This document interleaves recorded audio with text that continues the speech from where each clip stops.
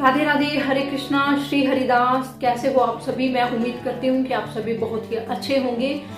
आज की मौनी अमावस्या की आप सभी भक्तों को ढेर सारी शुभकामनाएं। राधा रानी आप सभी के परिवार को हंसता मुस्कुराता सुखी और स्वस्थ रखे। आप लोग भी कृपया करके अपने अपने घरों में सुरक्षित रहें और स्वस्थ रहें। अभी आते हैं आज के टॉपिक पर।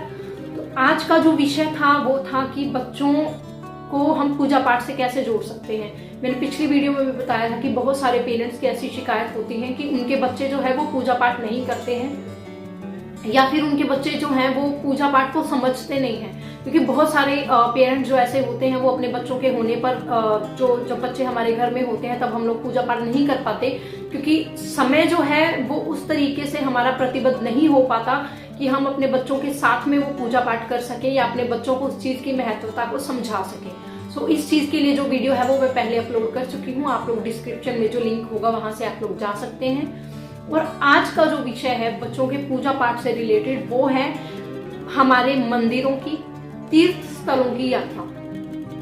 बहुत सारे लोग ऐसे होते हैं जो हॉलीडेज में या छुट्टियां हो जाती हैं बच्चों की, या जैसे भी कहीं ना कहीं घूमने जरूर जाते हैं, या कुछ स्पेशल जब भी हमारे घर में कुछ होता है या बच्चों का जन्मदिन होता है या कोई त्योहार होता है, तो बच्चों के साथ पारिवारिक तौर पर हम लोग कहीं ना कहीं घूमने जाते हैं। तो बहुत लोग जो है वो हिल स्टेशन चले जाते हैं, या कहीं पर भी जहां पर भी आप लोग घूमना पसंद करते हो, वो आप लोगों का अपना अपना दिनचर्या या आप लोगों के अपने अपने घर का वो है कि आप लोग कहाँ जाना है, आपके बच्चे कहाँ पर जाना पसंद करते हैं।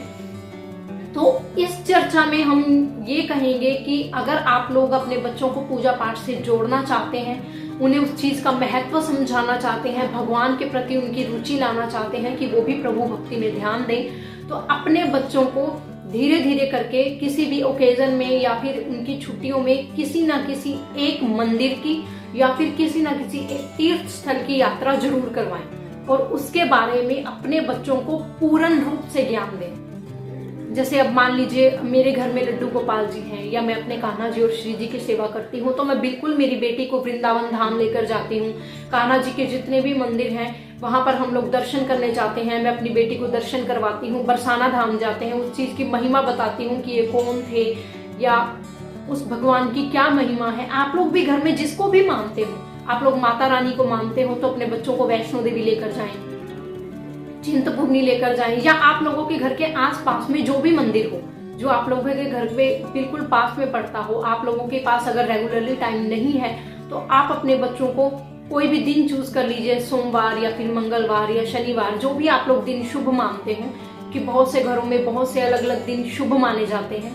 तो आप लोग जिस भी दिन को शुभ मानते हो, अपने बच्चों को प्रभात के टाइम में या फिर संध्या के टाइम में उस मंदिर में जब भी आरती होती है या जब भी दर्शन खुले होते हैं, आप अपने बच्चों को मंदिर लेकर जा सकते हैं। उन प्रभु की भक्ति करने का महत्व समझा सकते हैं, उन प्रभु के बारे में पूरा ज्ञान दे सकते हैं, भक्ति का ज्ञान दे सकते हैं, पूजा पाठ का ज्ञान दे सकते हैं। और दूसरी बात, अगर आप लोग अपने बच्चों को कहीं भी किसी तीर्थ स्थल में या कहीं भी लेकर जा रहे हैं, किसी भी मंदिर में लेकर जा रहे हैं, तो आपका बच्चा उस चीज को देखेगा, सुनेगा, भक्तों के साथ मिलेगा, जुलेगा। क्योंकि बहुत सारे भक्त अपने अपने बच्चों को साथ में लेकर आते हैं, तो उन चीजों को जब आपका बच्चा देखेगा तो आपके बच्चे की दिलचस्पी अपने आप ही उस चीज में होने लगेगी।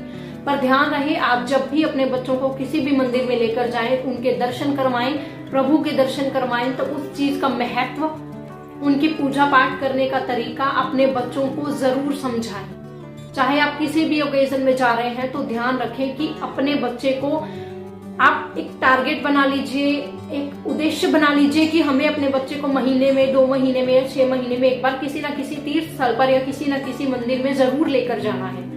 तो आप लोग इस तरीके से अपने बच्चे को लेकर जा सकते हैं, अपने बच्चों को पूजा पाठ का महत्व समझा सकते हैं। अगर आप लोग इस तरीके से करेंगे तो जरूर आप लोगों के बच्चे उस चीज के बारे में जरूर सुनेंगे। और एक पॉइंट मैं इस चीज में और बताना चाहूंगी कि आप लोगों के जो बच्चे हैं, जैसे मेरी बेटी को है, वो कहानियां बहुत पसंद है, और ऐसा सभी बच्चों के साथ होता है कि जब भी बच्चे रात को सोते हैं, अपने माँ बाप से, अपने दादा दादी से, अपने नाना नानी से, आपके घर में जो भी बड़े हैं उनसे जरूर ये डिमांड करते होंगे कि आप हमें लोरी सुनाइए या फिर कोई कहानी, कोई स्टोरी सुनाइए। जैसे बच्चे सुनना पसंद करते हैं, तो उन स्टोरीज में आप भगवान जी की किसी ना किसी कथा को किसी न किसी स्टोरी को, किसी न किसी छोटे से टॉपिक को ऐड कर सकते हैं और अपने बच्चों को वो सुना सकते हैं। तो इससे होगा ये कि उस कहानी के तौर को आपके बच्चे सुनेंगे भी, समझेंगे भी, और अगर उस कहानी को सुनकर आपके बच्चे के मन में किसी भी तरह का कोई सवाल आता है तो वो इंटरेस्ट से आपसे पूछेंगे भी। और आप लोगों को भी अपने बच्चों को उस कहानी को, उस पूजा के महत्व को, भगवान के प्रति जो भी आप कहानी अपने बच्चों को सुना रहे हैं, आपको भी उस चीज को अपने बच्चों को बताने में दिलचस्पी होगी, क्योंकि आपका बच्चा वो कहानी पूरी दिलचस्पी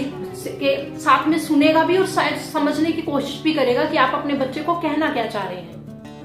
तो ये भी अपने बच्चों को पूजा पाठ के तरीके से जोड़ने का सबसे अच्छा और सबसे बढ़िया महत्व है। मैं ऐसा समझती हूँ, क्योंकि मेरी बेटी भी बहुत अभी तो खैर वो बहुत बड़ी हो गई है, इन चीजों को समझने लगी है। जब वो इससे पहले 2-3 साल पहले की बात करें तो उसको स्टोरी सुनने का शौक था, तो मैं उसे लड्डू गोपाल की कहानियां सुनाया करती थी। जैसे कोई भी कहानी, जैसे आजकल बहुत सारी कहानियां यूट्यूब पर अवेलेबल हैं। आपका बच्चा अगर टीवी देखता है या फिर मोबाइल चलाता है तो आजकल फोन्स के अंदर किड्स का कुछ ऑप्शन आता है या कुछ प्राइवेसी लग जाती है, आप लोग वो लगा सकते हैं।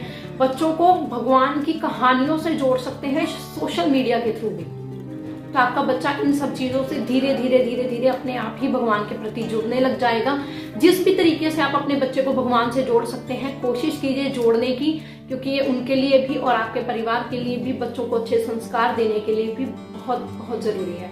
आई होप आप लोगों को ये चीज जो है कुछ समझ में भी आई होगी और शायद ये तरीका अच्छा भी लगा होगा। और अगर अच्छा लगा है तो प्लीज चैनल को सब्सक्राइब कर दीजिएगा, लाइक कीजिएगा, कमेंट कीजिएगा। जय जय श्री राधे, श्री हरिदास, श्री कुंज बिहारी, श्री हरिदास, श्री हरिवंश, हरि बोल।